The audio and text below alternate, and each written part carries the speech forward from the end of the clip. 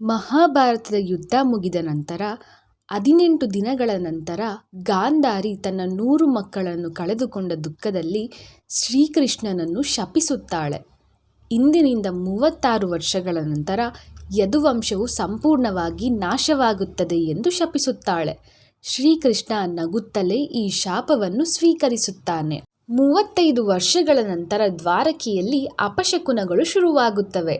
ಋಷಿಗಳನ್ನು ತಮಾಷೆ ಮಾಡಲು ಯಾದವ ಯುವಕರು ಶ್ರೀಕೃಷ್ಣನ ಮಗ ಸಂಬನನ್ನು ಹೆಣ್ಣಿನಂತೆ ವೇಷ ಹಾಕಿ ಈ ಗರ್ಭದಲ್ಲಿ ಗಂಡೋ ಹೆಣ್ಣೋ ಎಂದು ಕೇಳುತ್ತಾರೆ.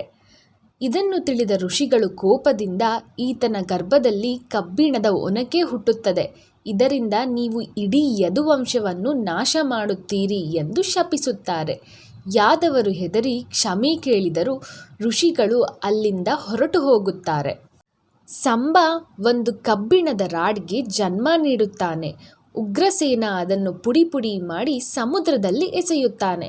ನಂತರ ಮಾದಕ ಪದಾರ್ಥ ಸೇವನೆ ಮಾಡಬಾರದು ಎಂದು ಆದೇಶಿಸುತ್ತಾನೆ.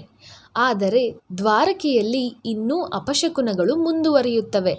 ಇಲಿಗಳ ಸಂಖ್ಯೆ ಹೆಚ್ಚಾಗುತ್ತದೆ. ಹಸುಗಳು ಕತ್ತೆಗಳಿಗೆ ಜನ್ಮ ನೀಡುತ್ತವೆ ಮತ್ತು ಹೆಂಗಸರು ಗಂಡನಿಗೆ ಮೋಸ ಮಾಡುತ್ತಾರೆ.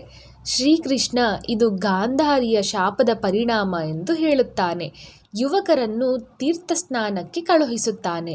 ಆದರೆ ದಾರಿಯಲ್ಲಿ ಅವರು ಮದ್ಯ ಸೇವಿಸಿ ಪರಸ್ಪರ ಜಗಳ ಶುರು ಮಾಡುತ್ತಾರೆ. ಕೋಪಗೊಂಡ ಶ್ರೀಕೃಷ್ಣ ಸಮುದ್ರದ ದರ್ಬೆಗಳನ್ನು ತೆಗೆದುಕೊಂಡರೆ ಅದು ಕಬ್ಬಿಣದ ರಾಡಾಗಿ ಬದಲಾಗುತ್ತದೆ.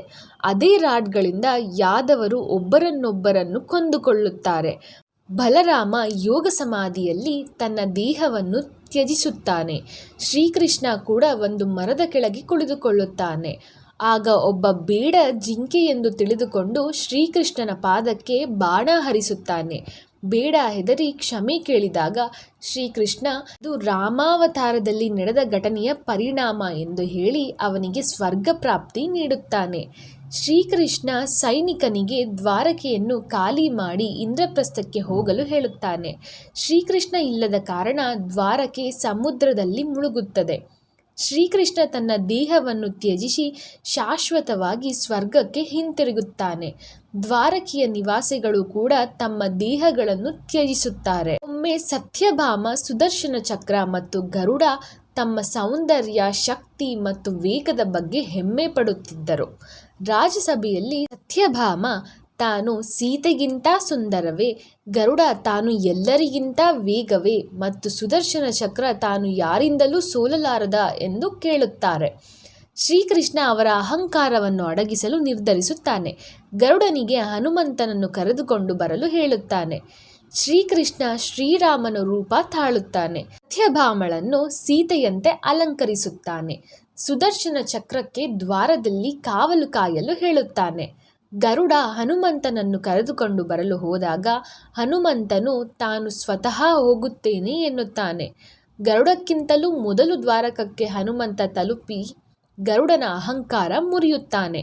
ಶ್ರೀರಾಮ ಹನುಮಂತನಿಗೆ ಯಾರು ನಿನ್ನನ್ನು ತಡೆಯಲಿಲ್ಲವೇ ಎಂದು ಕೇಳಿದಾಗ ಹನುಮಂತ ಸುದರ್ಶನ ಚಕ್ರವನ್ನು ತನ್ನ ಬಾಯಿಯಿಂದ ಹೊರತೆಗೆದು ಅದನ್ನು ಬಂಧಿಸಿದ್ದಾಗಿ ಹೇಳುತ್ತಾನೆ. ಸುದರ್ಶನ ಚಕ್ರದ ಅಹಂಕಾರವು ಮುರಿಯುತ್ತದೆ. ಹನುಮಂತನು ಸತ್ಯಭಾಮಳನ್ನು ನೋಡಿ ಇವಳು ನಿಮ್ಮ ದಾಸಿಯಂತೆ ಕಾಣುತ್ತಿದ್ದಾಳೆ ಎಂದು ಹೇಳುತ್ತಾನೆ. ಇದನ್ನು ಕೇಳಿದ ಸತ್ಯಭಾಮಳಿಗೆ ಸೀತೆಯ ಸೌಂದರ್ಯದ ಮಹತ್ವದ ಅರ್ಥವಾಗಿ ಅವಳ ಅಹಂಕಾರ ದೂರವಾಗುತ್ತದೆ. ಹೀಗೆ ಶ್ರೀಕೃಷ್ಣನು ತನ್ನ ಭಕ್ತರ ಅಹಂಕಾರವನ್ನು ಹನುಮಂತನನ್ನು ಉಪಯೋಗಿಸಿ ದೂರ ಮಾಡುತ್ತಾನೆ.